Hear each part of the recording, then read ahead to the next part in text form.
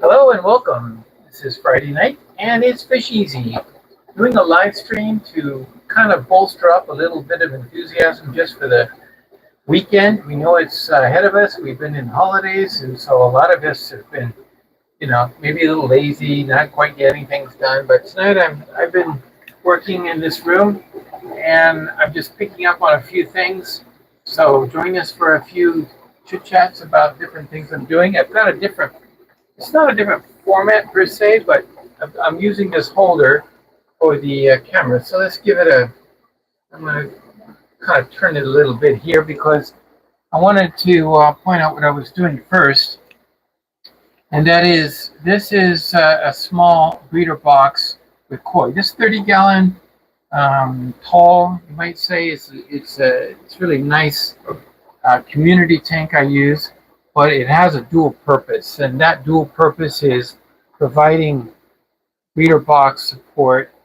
As you can see, what I'm going to do is these are super reds.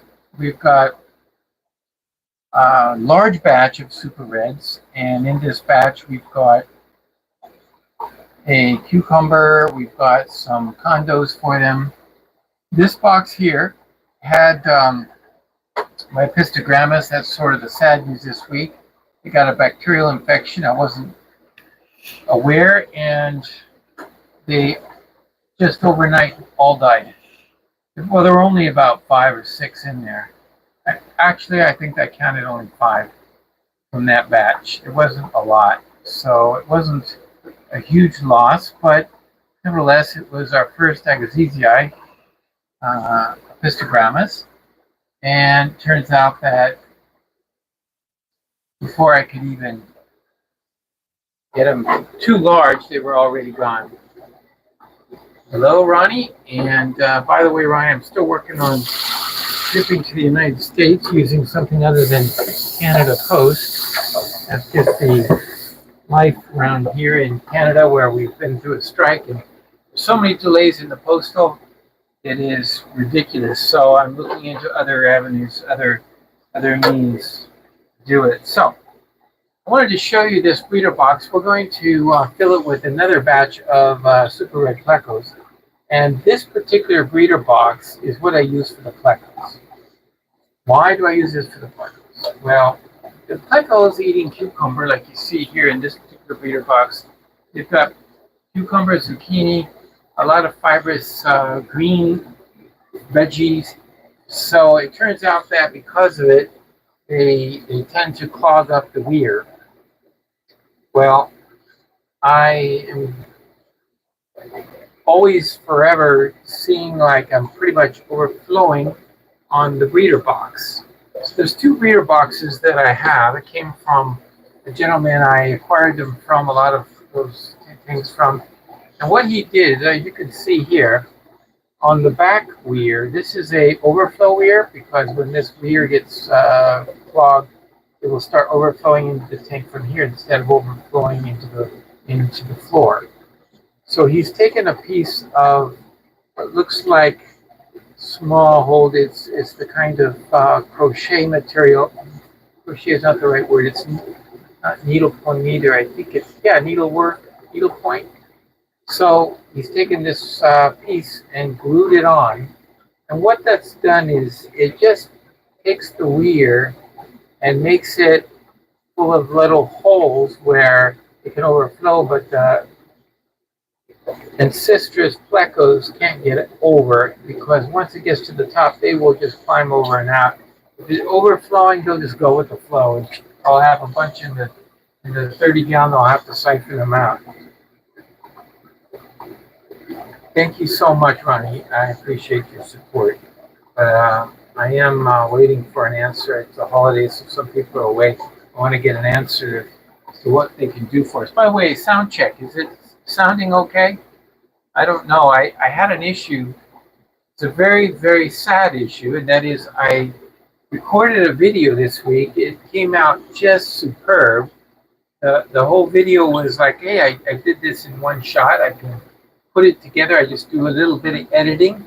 I was so excited about that. Edit the video. And then when I went to do the editing, I found out that there's no sound on the video. There is no sound whatsoever associated with the video. Somehow my microphone was off, and for 40 minutes, 45 minutes, I was yakking, and nobody could hear. That was kind of very disheartening. So I'm going to have to redo that video because I can't think of, you can't make something out of nothing, and I'm not going to just, well, you know, when you're talking, you've got your mouth moving, and videos in which it's, I don't even know what I said, so it's like impossible to, I'll have to reshoot it. I'm sure this happened to a lot of you YouTubers out there, but anyway, this is the box we're going to use tonight.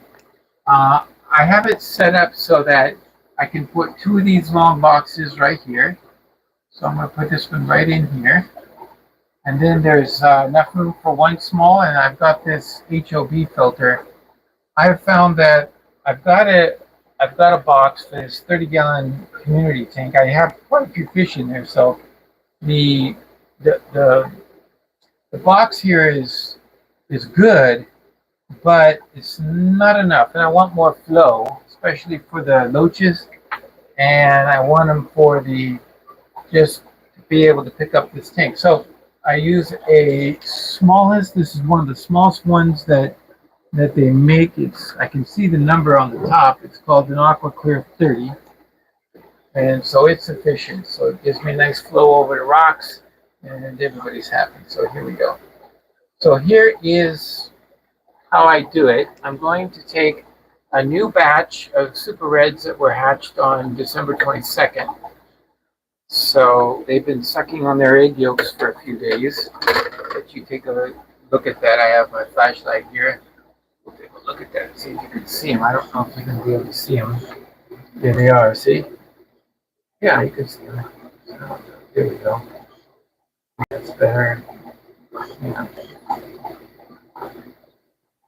Yeah, we'll see how many we got. Well, I have a feeling I could take a picture and try counting them, but there's actually so many that I'm not going to be able to go anywhere to do anything with that one. So I have a 2-liter bottle, and I know this is going to hold 2 liters, so I don't really need to worry about overflowing if I pour it in. But what I do is I don't pour all of the water in. I pour in a good amount, and then leave the plecos down in the corner. It looks like they've all suctioned down to the corner. And I'm just going to pour them in. Nothing happened. I need, in this case, we need some encouragement. So I use the baster basically to create a river. And I'm just going to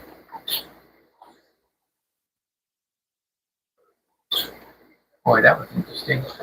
Some of them fell out. Now, what I do in this case is that I'm going to go right into the thing and eat, probably. A couple of them splashed out. I have a little device for this kind of emergency. It's a super thin credit card. Super thin. And I just get babies on the credit card. Okay. I don't know. It looks like a couple of them got in there. Boy, that wasn't too good, was it? And it looks like in our bottle, another disaster. Looks like there's only 2 left. So it worked. So I can just use the baster and get those 2 very easily with just the baster. There we go. Now, I don't see any. But there's one that did fall into the tank. I see it in the hornwort. Let me see if I can catch it with the baster. I did. Ha! Caught it with the baster. It was shooting down, hitting down, and the baster has a good suction. Now, speaking of basters, it's handy to have a couple types. Mine are, I have these 2 types. One's a red, one's a black. I know offhand that the red has a smaller hole. It gives me more control over, drippage, so I won't drip and stuff. But this one has a bigger hole, and it comes in handy too. So it's good to know your basters. The bigger hold one is when I use to suck out fish and put them from one to another, and that comes in super handy having a bigger hold baster. There's also the non-drip baster, and that's what I use here. This is the Paramecia culture, so I use that for pulling out, and then it drips maybe just very little, and then it will hold enough to move it, and it's not perfect, but it does drip. It's supposed to be a non-drip, but it does a pretty good job for that one. Okay. Yeah, so Craig, he also sees that. Good evening, everyone. It looks like quite a few have jumped on, and but there's only 5 thumbs up, so I don't know. We're going to attract any more people for us tonight. Let's take a look at these babies. I see, if you want to get a close-up, let's see if I can get that using this device. It's just a camera holder with a light, and I'm just going to pull that off. Let's pull it over and see. Here's what we ended up with. So you want to count them. 1, 2, 3, 4, 5, 6, 7, 8, 9, 10, 11, 12, 13, 14, 15, 16, 5, 6, 7, 8, 9, 3, 1, 2, 3,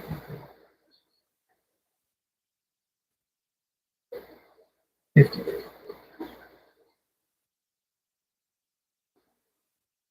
Looks like about 70. Yeah, just giving a rough estimate. Looks like about 70, more or less. We got 70 fry, and this is one batch. We have one male that's and one female that's producing on a regular basis. So I already took out one batch. This is the 3rd batch. This is batch 2. They're doing pretty well. So what I use here I'm using whatever they have at the store, cucumber or zucchini, whatever is in their discount packaging area. The grocery stores sometimes have like the vegetables that are kind of going old and moldy on the ends, and so they can't sell it. So they'll put it in the discount area, and I'll get a bag of them. I got a bag of 2 bags of cucumbers. They're only $2 each bag, and each bag contained like good number. So I slice them in half. In the case of the cucumbers and the zucchini, I slice them in thirds, lengthwise, and I put them in the freezer. And then I just pull them out of the freezer whenever I need one. And so when they'll chew this down and get it going in a couple of days, and that's a good amount. Now see, what's happened is this will start to fill up with fibrous material from the food. I have to keep it clean, this whole area. But you can see the benefits. This keeps the plecos inside the box, though it allows for an overflow if need be. So it works pretty good. And this one is also the same. It's just siliconed in. And let's take out one of these. I'm going to take out one of these condos. I know these guys, there's a lot of them in here. They kind of need the condos, but okay. Looking through, nobody's in there. I'm going to give these guys a condo. Now, when I start them off, these guys have not been fed yet. As you can see, they still got bright yellow yolk sacs, and they're right now at the point where they're at the end of your yolk sac. So what I'm going to do is I'm going to use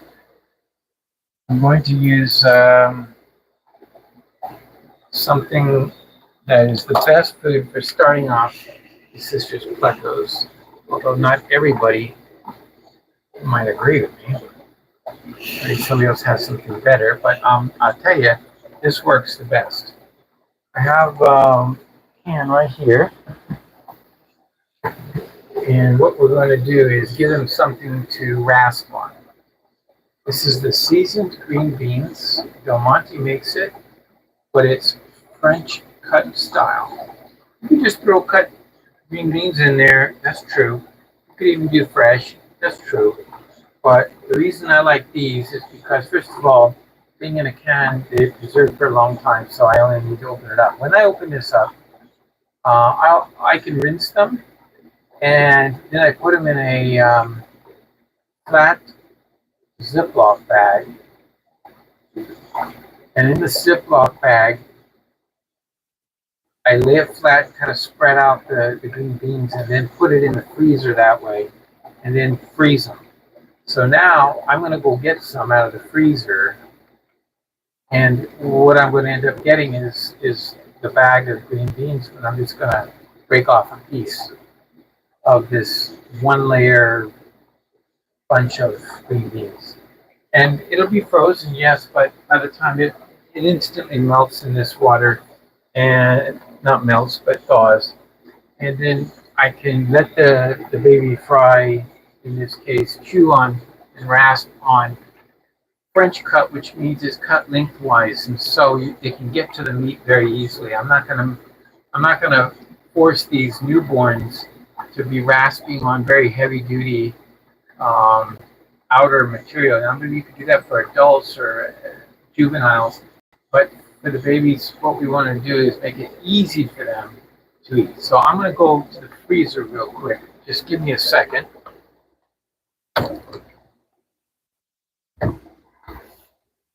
And I'm sure you're probably able to chat with one another. I go to the freezer, get the box.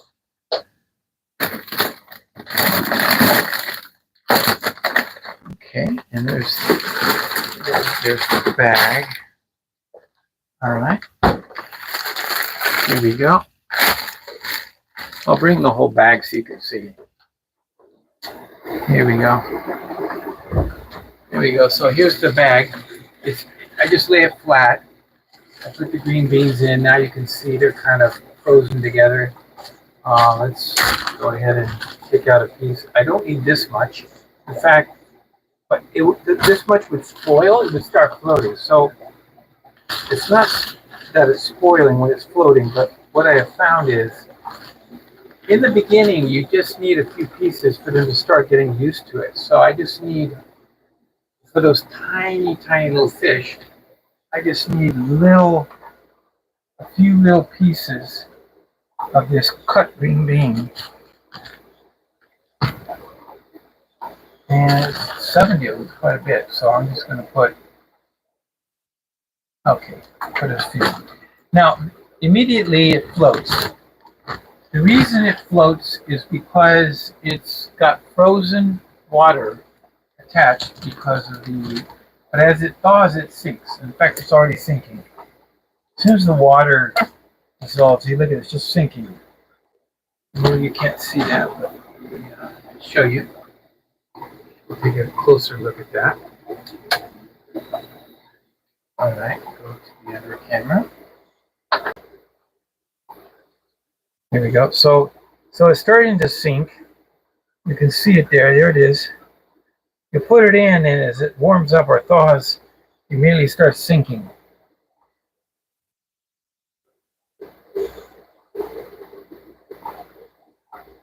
Boom. Still cold, of course. It's still cold. But nevertheless, it's going to be in there, and they're going to have something to start rasping on. There's no need to start the flow yet. The reason why is because they're so tiny, and there's not a lot of pollution going on in the water. You can see how clear it is. When they were put into this water, it's just not much going on. So these guys, these are super reds, and Sistrus plecos, regular fin. And they'll start rasping. Right now, they don't even know what that is. They've never seen it before. Eventually, you get to the point where as much as I put in there, they will scarf that down in a day. And I'll keep them on that for probably a good, probably a good 10 days, 2 weeks. Then I'll introduce something like this where I'll just put the whole piece in there where they can rasp on the flesh and also the skin. Look at their bellies. You can see when they have all day to just sit there and go to town on it. If you have ancestral plecos that are dying, then question is, be sure to be feeding them mostly a vegetarian fibrous meals all the time. And then like these guys, from time to time, I give them a small pellet called Basileir, the high protein. So like between when they finish this puppy, I might sprinkle a small scoop of Basileir, and then they'll eat that up, eat it up pretty good now. Well, it gives them the protein they need. So it's a nice, well-rounded way of switching off. Looks like already somebody's found a nice spot to hide on the condo. Look at that. Mm-hmm. They like flow, so I could start the flow just to give them flow. What you'll see though is that they'll gather right under the flow in a big mob. That's what they like. But I could just as well give them an air stone, but then they'll just congregate under the air stone. Being so small, I'm just afraid that even putting a sponge filter kind of weir right here to begin with, that they'll work themselves through it and get into the tank. So if they get into the tank, they have a very high probability of surviving because all they have to do is get down into the rocks and they can avoid the predators. But in this tank at the moment, there is mostly just some tetras and some rainbow fish, and they have very small mouths. There is one cichlid in here, a female subocellatus, and she's in the cave. She stays in there most of the time. But of course, there's no male. He died, so we lost him. So I don't know about that. So I don't know what to do with her. I don't have a male. I had already given him away at the fish club, so I might just pass her on. I might just put an ad for in the classified and somebody who wants and needs a female. She's gorgeous, but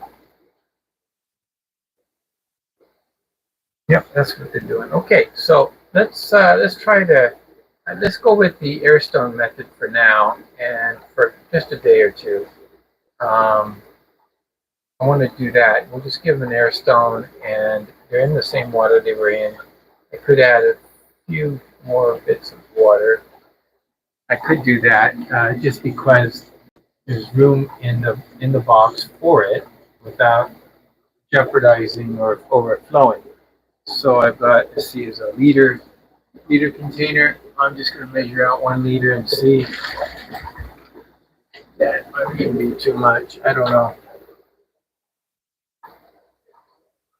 I just put a liter of water.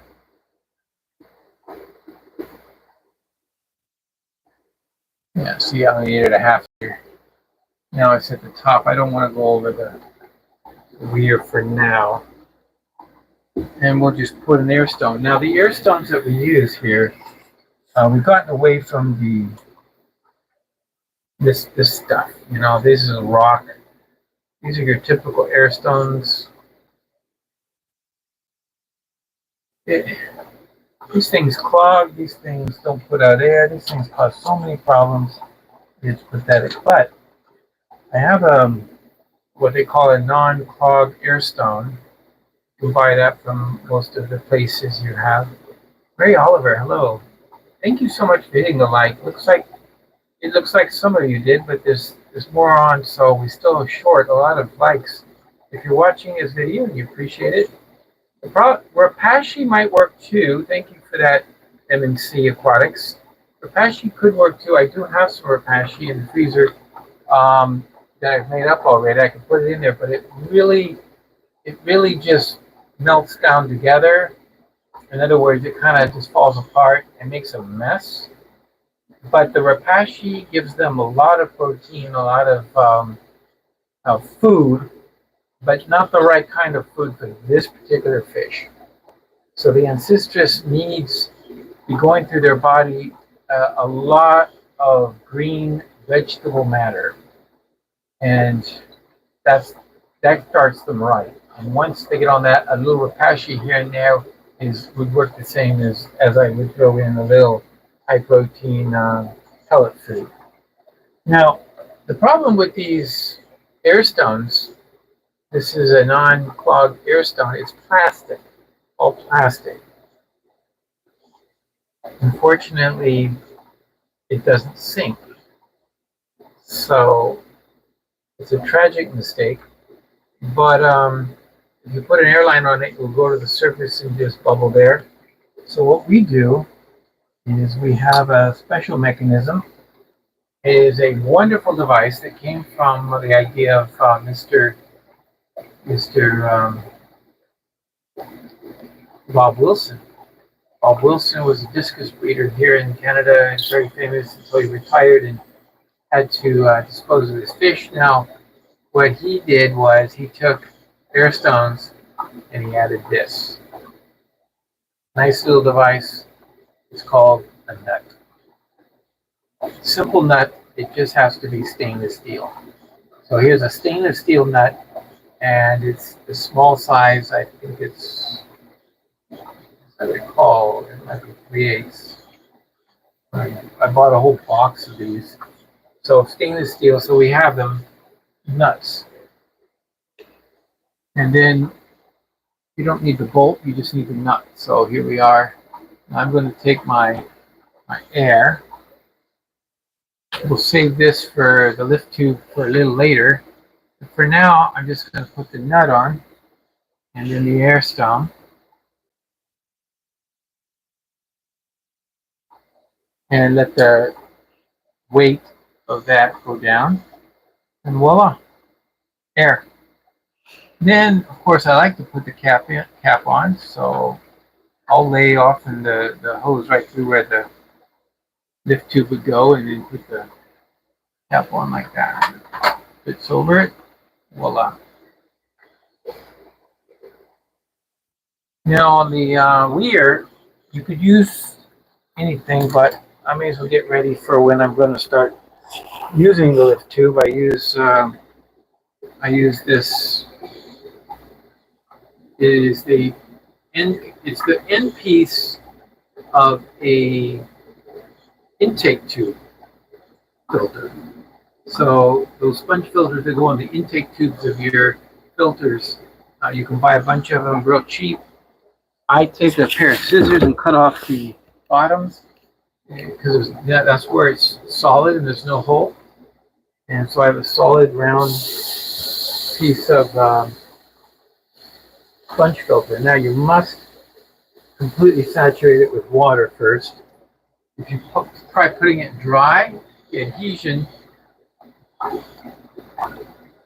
won't allow the water to go through very easily. But if it's wet already, the water will flow through like it's not in there.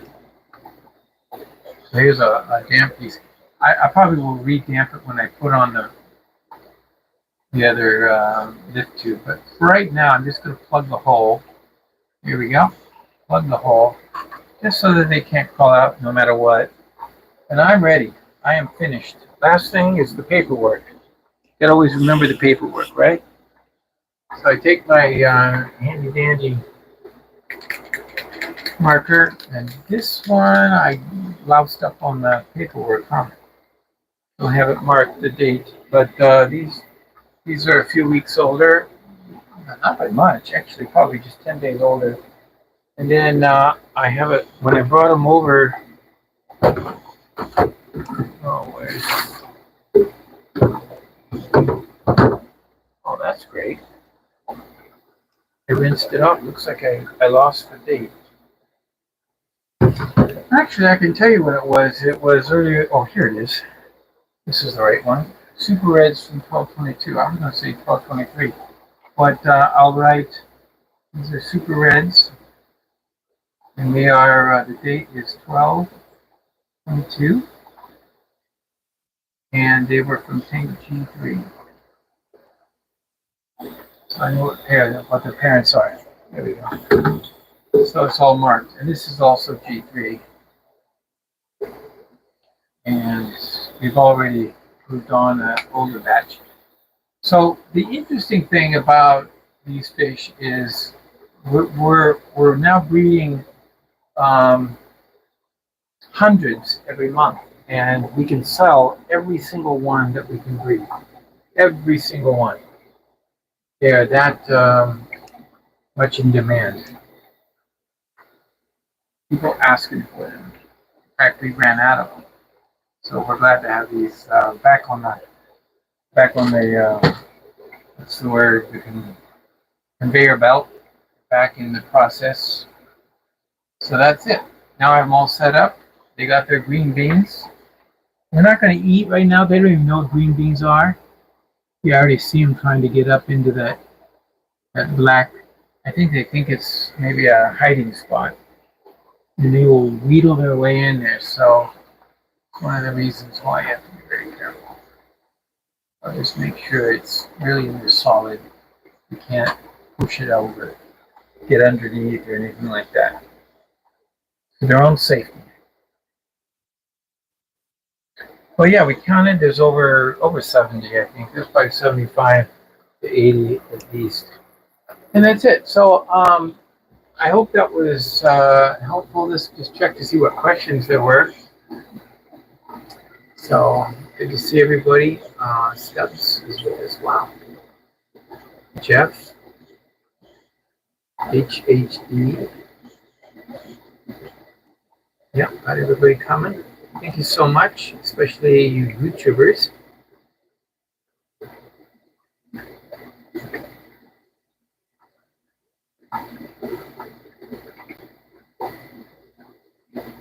Yeah, I answered the question. I did the frozen green beans with my green dragons. They last longer that way for me. Yeah.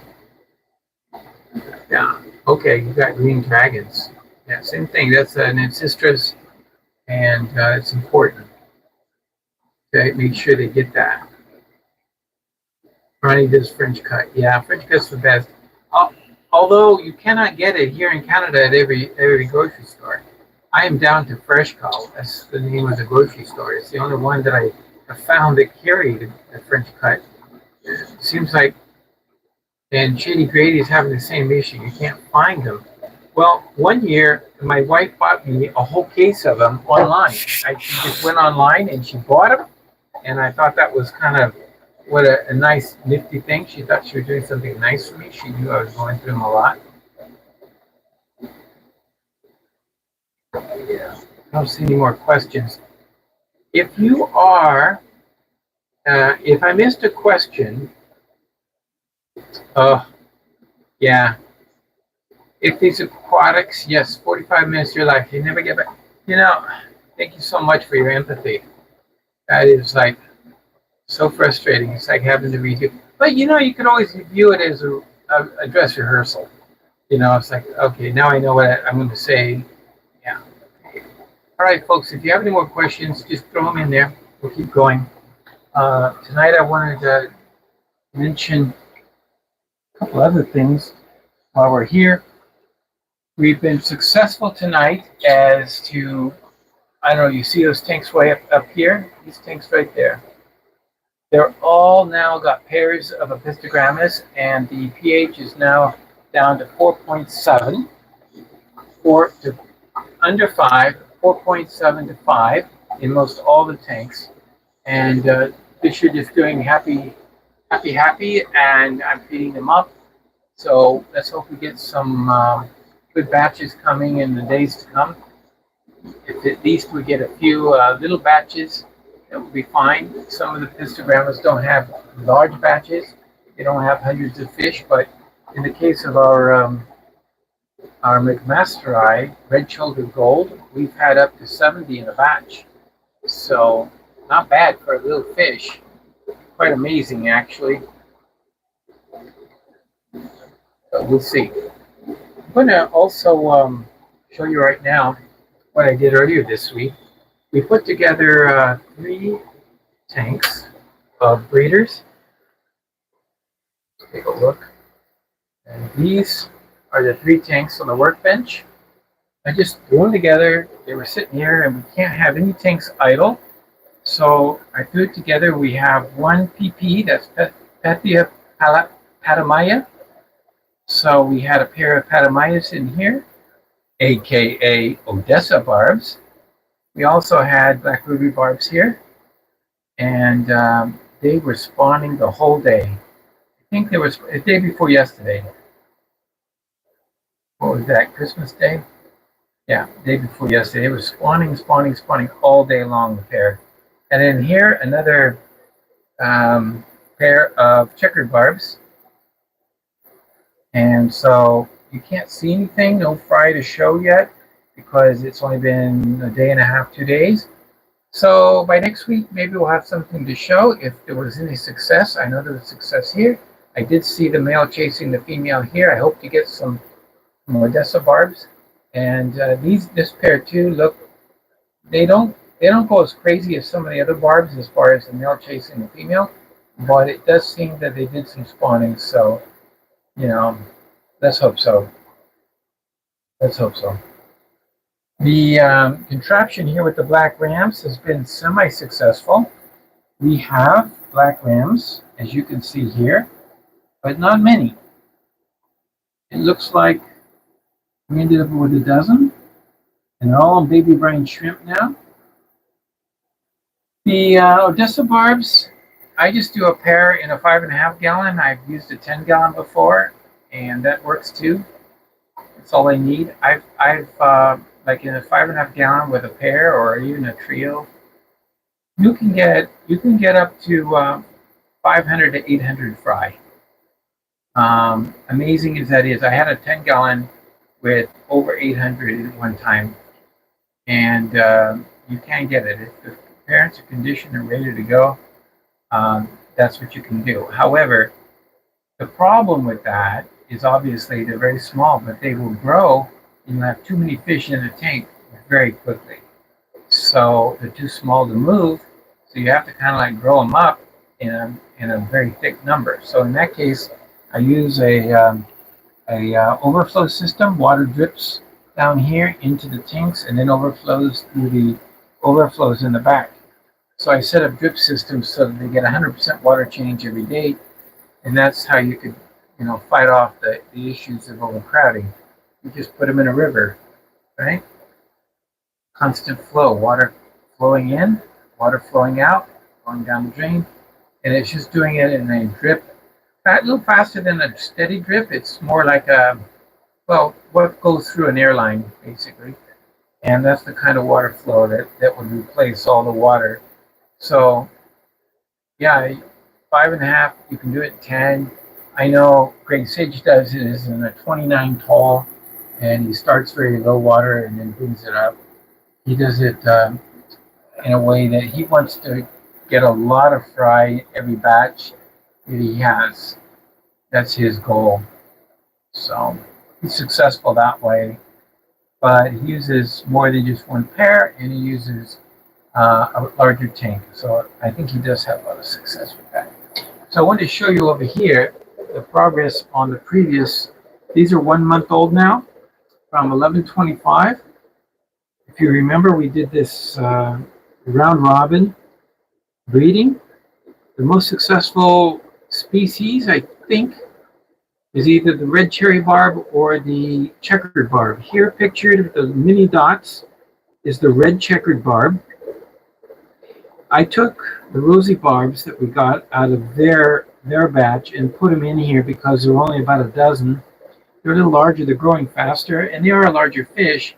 The checkered barbs stay a little smaller. You can see them everywhere. Checkered barbs are very peaceful, very nice, but they're just a smaller fish.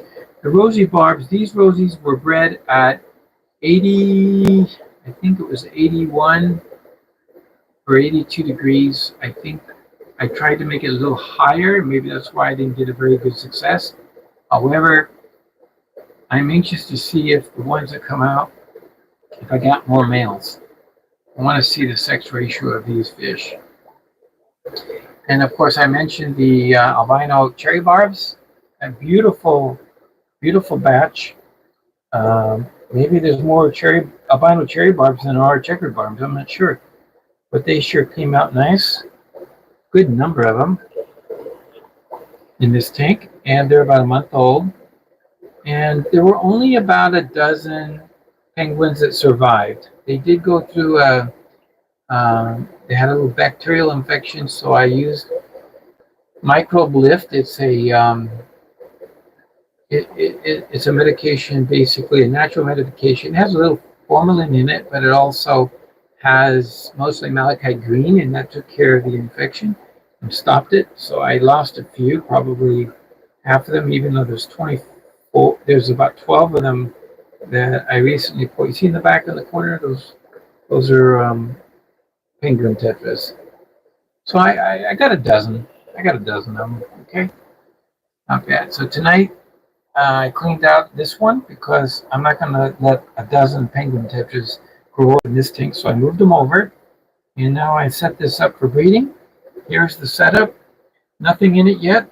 We're just kind of waiting for the temperature to go down because it's a little warm. But yeah, it feels good now. I can put in something for tonight.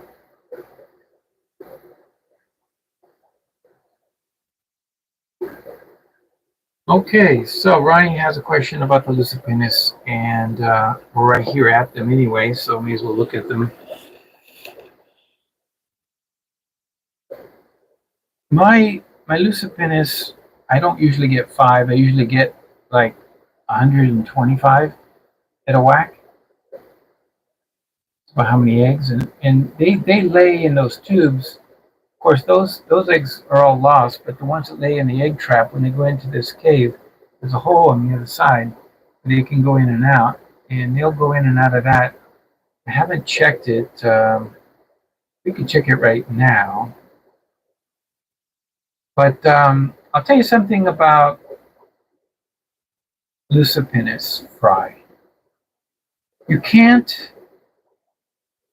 take those fry and put them in a HOB because of the fact is you can't put them with a sponge filter. Sponge filters, if you had in the weir to keep the little tiny fry from getting out, if you put a sponge filter for the weir, the problem is they'll go into the sponge filter and they'll just like get caught, and they immediately start developing small little whiskers on the front of them, and they'll get caught in that sponge filter and they'll die there. So you can't use that. So that's why I use jars. I just use a jar with an air stone, and water changes are not as big of a factor with them. pH, low pH is a factor, so you just have to change the water, but change it with seasoned water, not fresh tap water. And I just use the air stone, and as they get older and older, and I feed them with baby brine shrimp. It only takes one feeding. You're feeding, if I understand this right, Ronnie, you've got banana worm cultures and you put that in there, but you know, the fact is you could use the breeder box, but don't flow the water yet. When they're babies, just keep the water in there with the air stone like we did with the ancestors a moment ago. Do it like that. Don't try to, oh, I gotta have fresh, clean water flowing through there constantly kind of business. These are catfish, and the catfish don't mind old water. In fact, they prefer old water. But if it starts turning white, of course, or anything like that, you need to change it, because you don't want bacterial blooms or anything to take out all the oxygen. And that's why you put an air stone. Anyway, I don't know if there's any breeding in here. I want to set the phone down and let me just take a look. I'm going to pull out the. Let me just pull out the cave here. I'm going to have to set it all the way down. Okay. So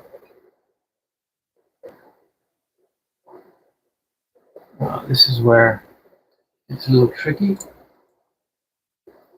So let me try showing you. I'm going to do it one-handed. See if I can do it one-handed.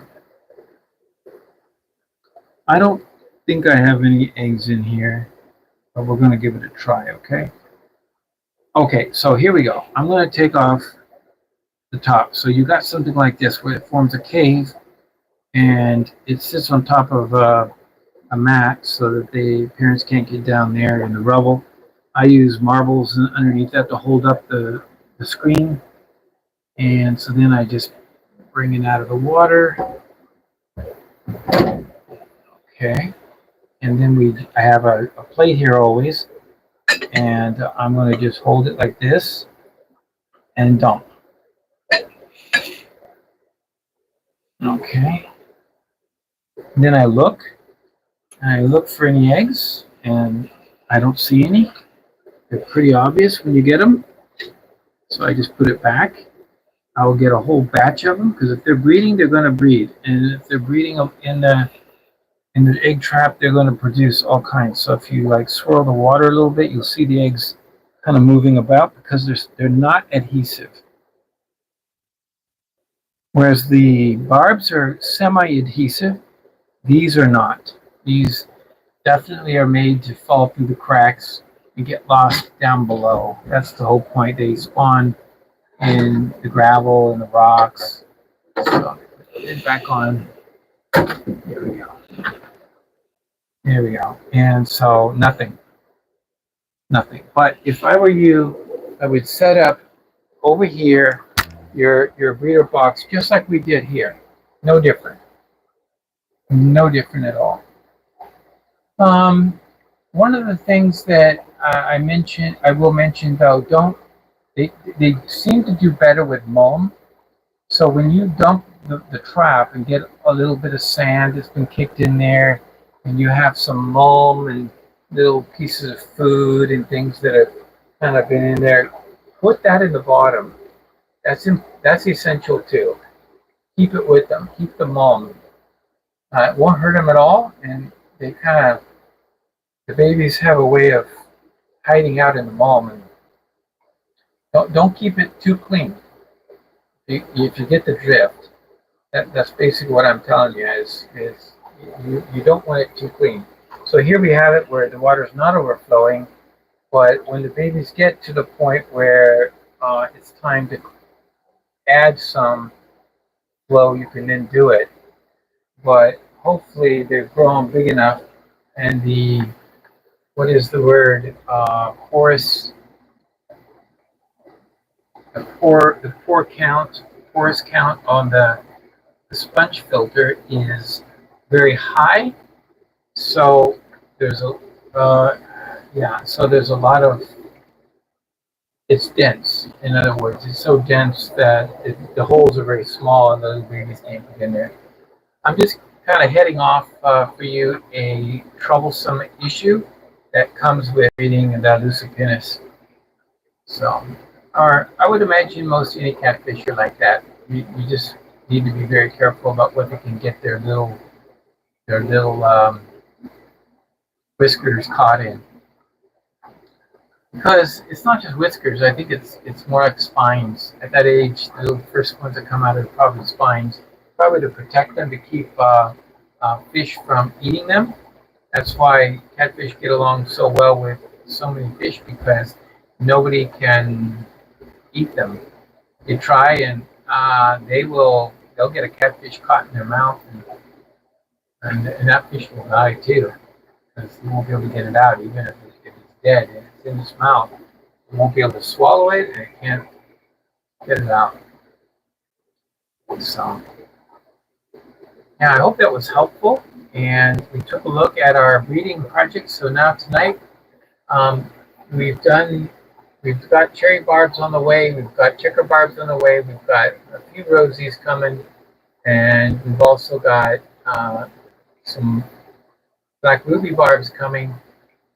I'm down to, for that tank for tonight, I'm either going to put a pair of green tiger barbs and see if they do anything. They're a little young yet, but they might breed. In fact, they look old. And if I see the males chasing, I can pick out a nice male from the male tank. That's one choice. The other choice is the Pentazonas. And I might put a group of Pentazonas in there. Now, with Pentazonas, the trick with them is a little different. I put them in there and leave them for 4 days.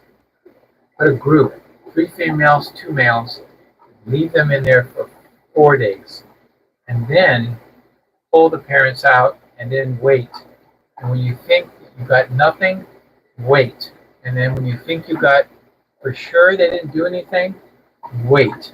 You have to wait a good length of time because these fish, those babies on the Pentazonas or Hexazonas, if you want to be technical about it, these fish have babies that instinctively hide and stay away, and they stay under cover. They don't come out in the open.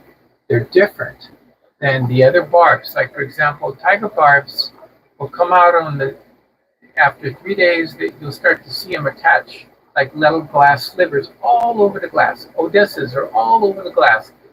And I was able to see the checkered barbs and the black rubies, the same thing. Little glass slivers on the glass. I know they were successful spawning, but I've never seen Hexazona barbs on the glass. Those fry don't do that. And so I've always been surprised, and sometimes I have even been to the point where I'm going to just clean it out and start over and get another pair of fish in there. And when I go in there and I start cleaning it out, I start to see fry. And I say, oh, they did raise some fry, or they did breed. And then I go looking back and start feeding them, and turns out that in the end, I got a good number, a very good number. I've gotten 30 or 40 out of a tank that I didn't think there was anything in it. So that's how I do those. They're a little different, a little secretive. One day we're going to get back to the tetras, the rumminos we haven't been too successful with. I also tried breeding the white cloud minnows, and I was under the impression that they don't eat their fry, but I think they do. I'm not getting anything in this tank behind me, and I think the best way to do them is to actually take them, put them in a tank for a few days, and then move them to another tank with a bunch of moss for a few days, and keep doing them from. You can even use buckets. I did it in a bucket. So just keep putting them in bucket, and then keep moving them around. And after 4 or 5 days, put in some paramecia, and then wait another week, and then you look in the bucket, you'll see along the surface, you'll see tiny fry. And I think that's the way to breed those. I don't think it's a matter of, oh, they won't eat their fry. Do I have any fish that won't eat their fry? Well, the cichlids usually are very good at parental care. But is there anything that doesn't eat their fry, like refuses to eat them? I can't think of any right now that would just see a fry and say, oh, you're a fry, you're not food. Go ahead and pass by me. I think the answer to that is the plecos.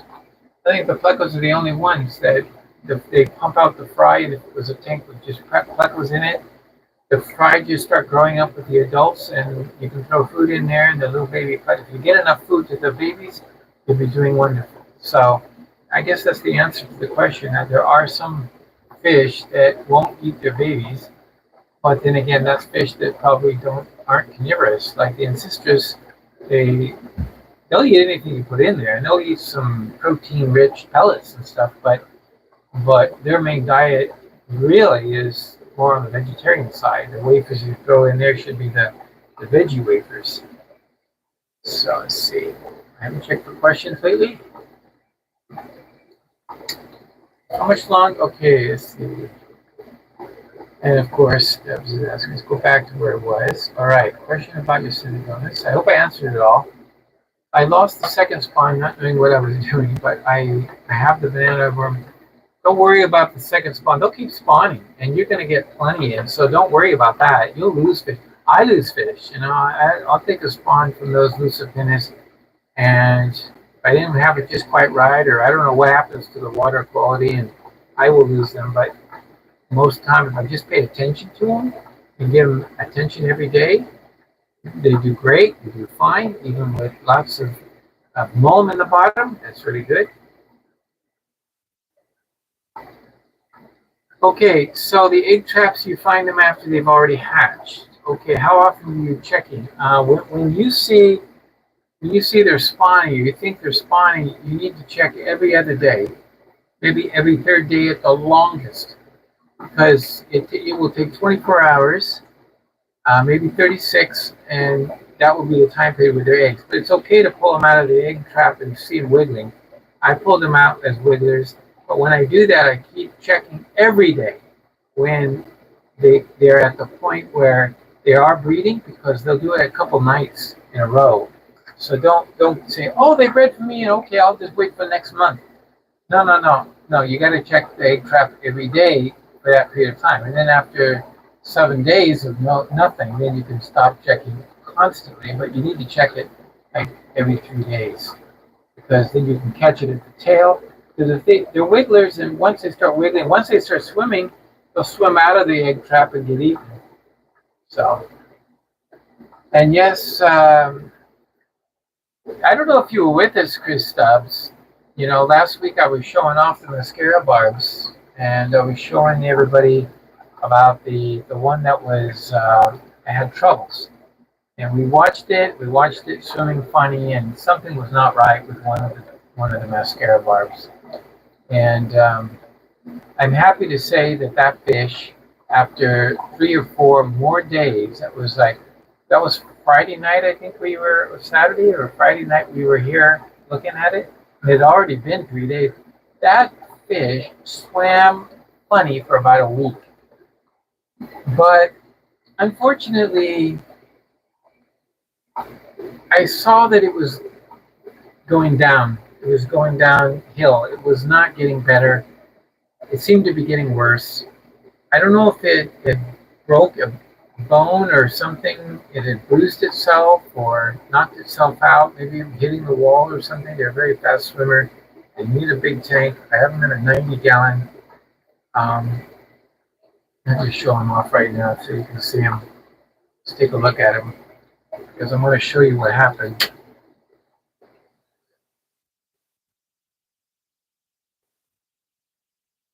Here they are. One day I'm going to get that algae off the front acrylic. They're doing fine right now. They're all looking good. So one step at a time. But would you believe it? I came in here and looked for the fish that was not doing well to see if it had died, and it was not in the tank. I couldn't find it. I couldn't find it in here. I couldn't find it behind. I thought it was attached maybe to the. It was there. Oh, okay, I know. It went behind the filter. I mean the heater, and so I pulled the heater off. Nothing. Finally, I found it behind the tank, down below, way back against the wall, on the floor. It had jumped out. So, so it had jumped. Now, as you can see, that was a feat in itself. This thing is covered completely except for a small slit in the back right here. It's where the pipes and things going in. Can you believe it? Somehow that ailing fish, sick fish, but it was sick or hurt, I'm not sure. I kind of believe that it was actually hurt. I think that the fish hurt itself, maybe jumping, trying to jump, and somehow, even though it was weak and unable to swim correctly, it jumped out of the tank. So when I found it, it was still wet, but it was definitely dead, and it just happened. Just and so these are the kind of things you got to watch out for. Like these fish are noted for being jumpers and frightened when the lights first come on. But as you can see, I have two lights. I have bright lights, and I have this backlight that's on blue night light, and it stays on blue night light 24/7. So there's always light over this tank. So actually, this is the one tank that never really goes into complete black, and that's with design because I know they jump and I get nervous when the lights come on. I don't want to hurt them. So there's some little light, and the room does have a light or two. This light in the back, this thing, it's just an LED there, and it's enough light to you can walk in this room in the dark after all the lights are off, and this thing is always on, and it provides just enough light for even the pistos and everything with their babies. They don't eat them. They don't get nervous about them. And this is the last pisto pair in this tank. I don't know if you can see. He's going to dart. I just see him out. I want to show you his colors. Quite nice, don't you think? That is an epistogramma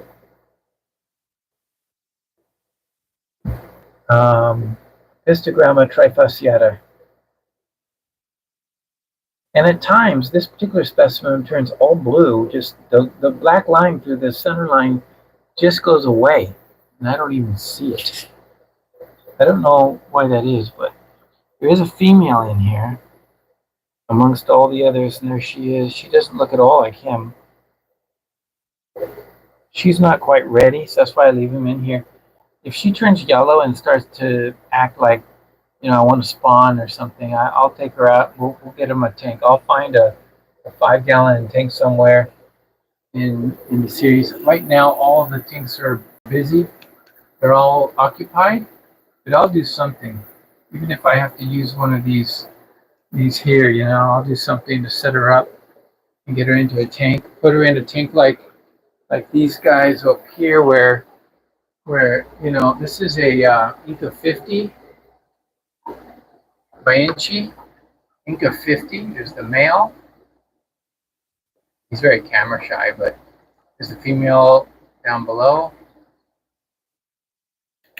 He's not showing too much color. Sometimes they don't show a lot of color, and I'm just continuing to feed them live foods. This one here is a Hogsloi female. She's very yellow, so she's probably going to lay soon. This pair here has already laid once, but I had them in tap water, so they didn't hatch. But right now, she laid in those tubes. But I have a lot of leaf litter, plants, wood. I fill up the tank like this, and if the male or female gets a little too aggressive to one another, at least they have a way of hiding, making escape. And that's how I do it. I use natural means to provide all these hides. It also makes it nice. It gives them a nice place, decent place to want to spawn. So I give them that leeway. But getting back to what we were talking about up here, these barbs, for example, they don't jump. They don't have problems when the light comes on. Not like the mascara barbs. So you ask Chris, how are they doing? Well, every day has been a step closer. So right now, they're getting used to the tank by themselves. I don't want other fish in here. There is this one little straggler. It's a Denisoni, or what do you call those? Some roseline shark. Also the same genus. So it tends to find happiness with the group. He's now kind of hanging out with the mascaras. But I want to get a egg trap in here, and I've thought about various ways to do it. But I'm going to do this. Here I'm going to show you the device. I just bought it this week, so here's the device.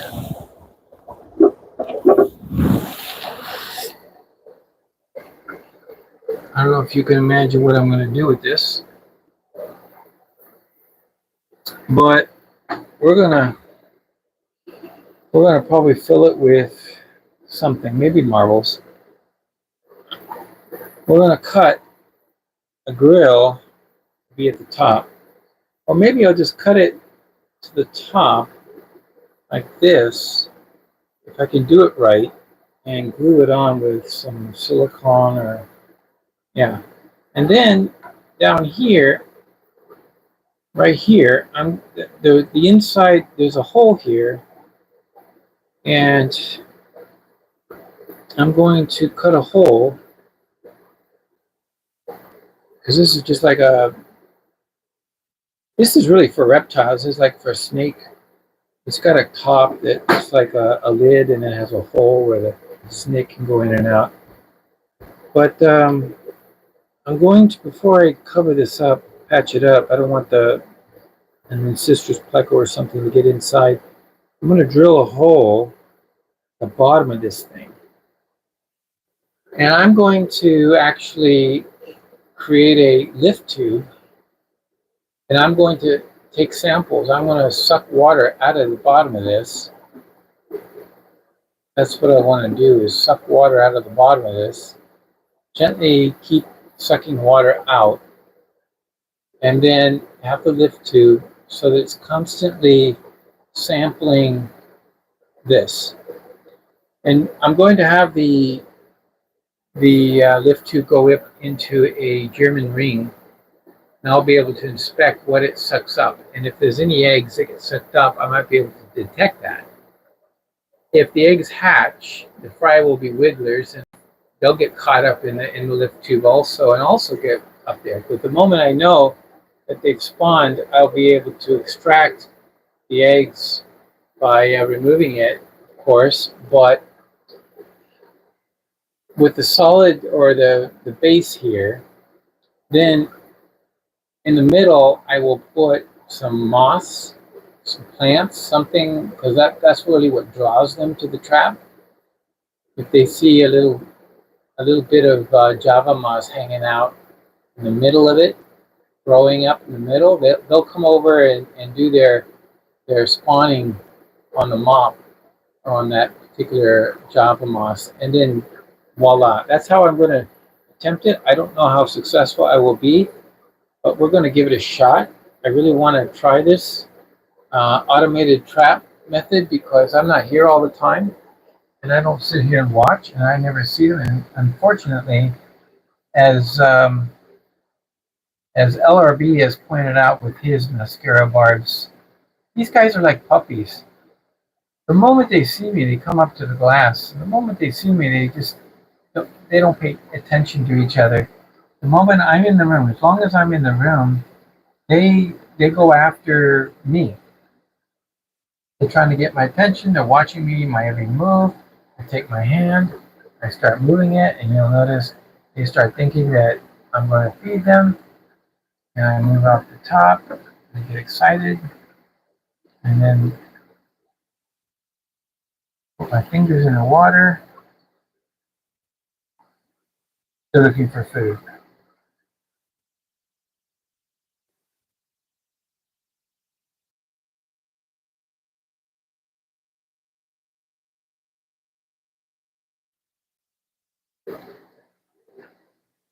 Sorry. I had to. I need a cough. That's what it is.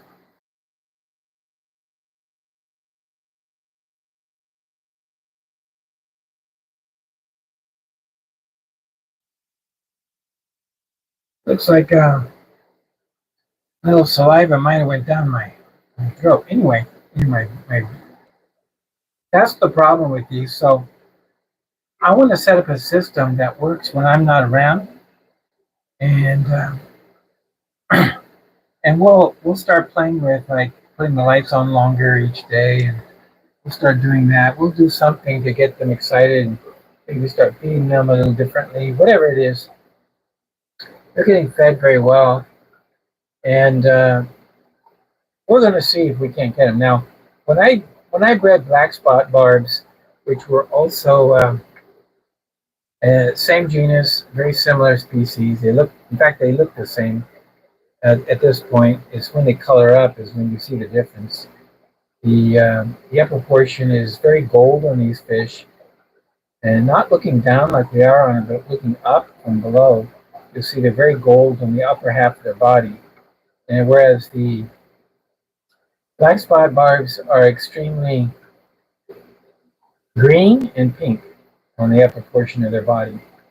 And more than that, the most obvious differential between the two species is the filamentosa or black spot barb has long strands coming from the dorsal fin, and these do not. These get a red dorsal fin, and some of these are got the red in them, but they're not very intense in color.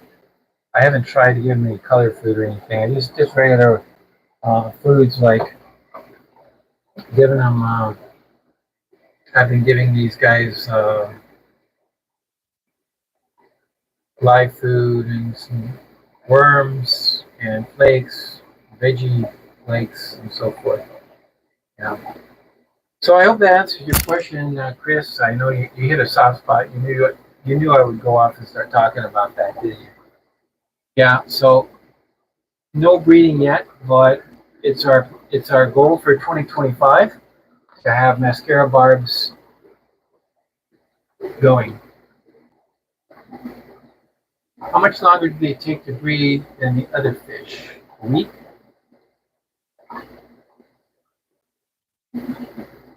Sorry, Shady Gritty, I don't know what fish you're referring to. Wait a minute. Okay. You need to check your thermostat after tank. Okay. Tank B4. You went to the checkered barb tank. It was reading an error. Oh, yeah. It says end of life. EL means end of life, and what that means is they want you to replace the heater. Yeah. So I watch it, and for example, one of those. In fact, the one in the BRB tank that was flashing end of life, and then now it's not even working at all. So it reached end of life. So every year you should replace your heaters. I have a lot of heaters, but some of the barbs don't require 82 degrees. I push it to 82 sometimes because I'm trying to see if getting a higher temperature will produce more males than females. However, if you can breed them at 78, which I have a lot of these heaters that are 78 set heaters, those heaters are never an issue. I mean, I've never had one of those go bad. For some reason, they just keep on living, keep on ticking. But they're only good for keeping it from dropping down below 78. They won't pump it up any higher. So in the case of breeding where you just want your fish to be, I don't know how you put it, you just need them to be in 78.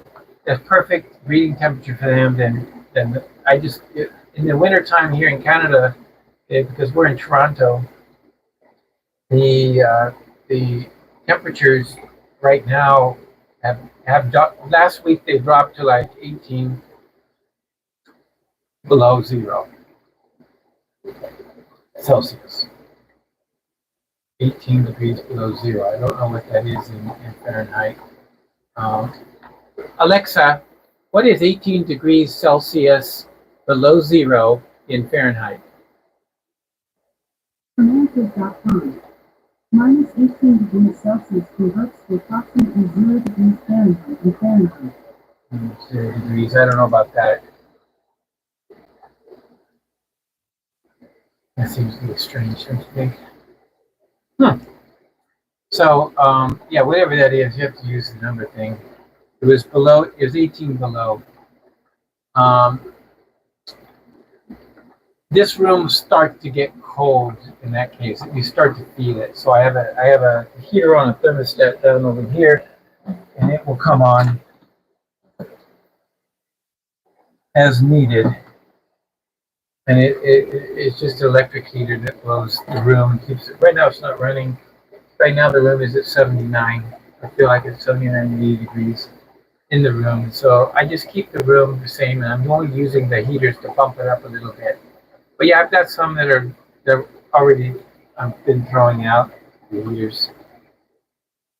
But thank you for noticing that. Who was it that noticed that? It was Mary Oliver. Yeah, thank you.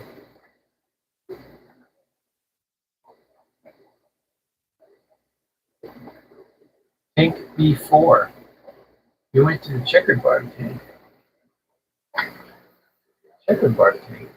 There's no heater in the checkered bars.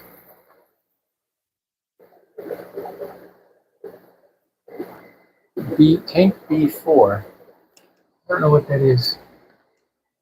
B4. Oh, oh, okay. Yeah.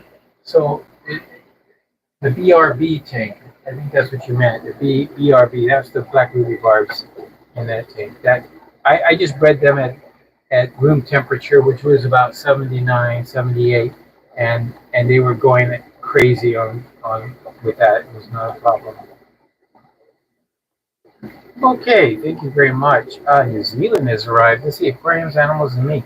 Thank you for joining us tonight. Thank you for subscribing and being a subscriber. You also must be picking you up on a Saturday morning, so glad to have you with us.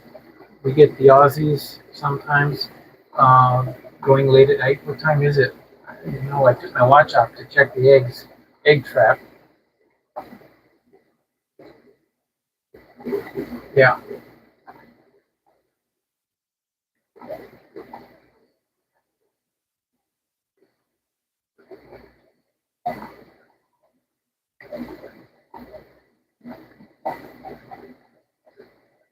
Oh, okay, yeah. So you had an Aurelius that jumped out. Yeah, I know they jump, and I had the same thing. They easily become fish jerky in your room. You have to keep a covered tank on all the Pinsia genus fish.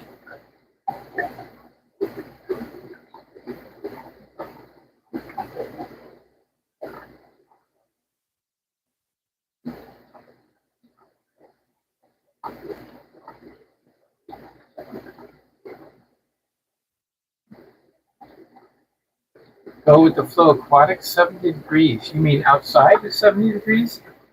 Are you in Florida? Probably. That's the thing. I go to visit my folks. They live in Southern California, and they have flowers all winter long on their porch. Easy. Yeah. Florida, California. Nice places. I had a fish room in California, and the kind of neat thing about it was that, yeah, I didn't have to heat the place, but it was just in the garage and there's no insulation. I just rolled up the garage door and I had, light come in and the tanks were right there. It was kind of a neat operation. But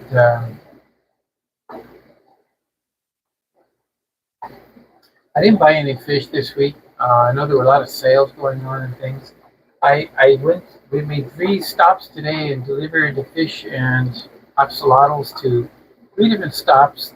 And so I was busy driving around today while instead of cleaning tanks, it was light traffic, I think, because a lot of people were off, but which was really good. But I went into my favorite fish store and I told the folks, she says, I can't stay long because otherwise I'm going to buy something. It always happens, you see something and you just, I gotta have that. But I was very good today. I was self-disciplined and held off. So, anyways, that's pretty much it. I've got a little dry throat. I've been talking for a good amount of time, over an hour and 20 minutes. So I think it's time to sign off. Say good night to everyone. Have a great weekend, and I don't see any more questions. But if you have a question, please be sure to leave it in the down below and post it. And what I'll do is um, answer your question. Now, I almost forgot. I was going to mention we were talking about heaters and temperatures. This is what I measured those temperatures at. I use this. This is an old, real mercury kind of. This was used for photography by Kodak. And if you had a dark room, you would have a couple of these. I have a Celsius one and also a Fahrenheit one. And these are really accurate. These are really good. They go very fast. You put it in and it just goes zoop, right up to the spot and stop. And these are much more accurate than anything you can find by reading on a Chinese built heater. So I don't trust those, but I compare it with this, and they're usually within a degree. Okay, usually within a degree. But this is the one that I really trust, and so those measurements were taken with this because I really wanted to double check, and especially the one that's broken, like you said. It says end of life on the last one, the checkered barbs, but the one before that, it wasn't even working. There was no light.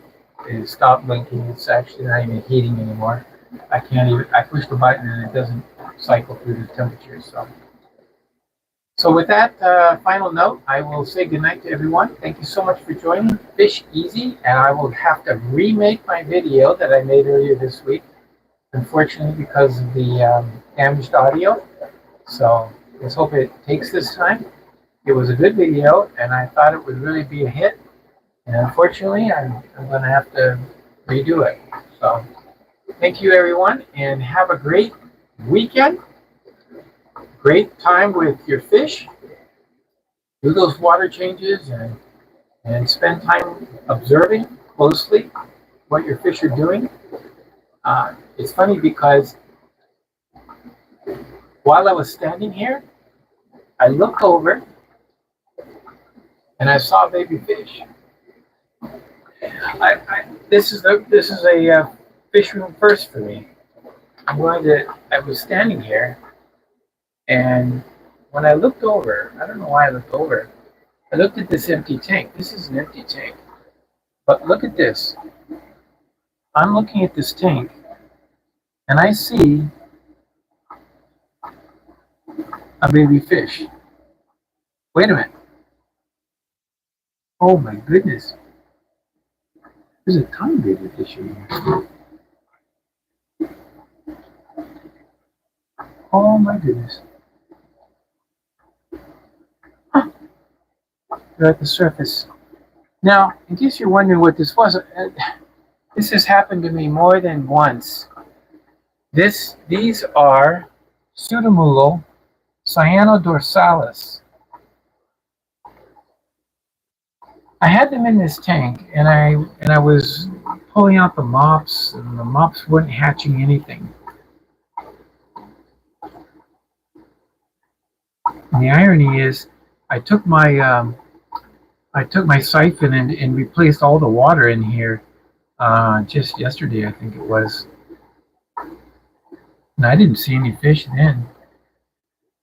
Yep, I replaced it because there was a lot of salt in the water, because you have to read these with a little salt in the water. And in fact, I put one Ancestors pleco in here just because I needed to move it. And the bottom, I know the bottom we had a lot of eggs, but I guess the Ancestors pleco didn't eat them, because as amazing as it seems, over by the light, I see a good half a dozen. Look at them.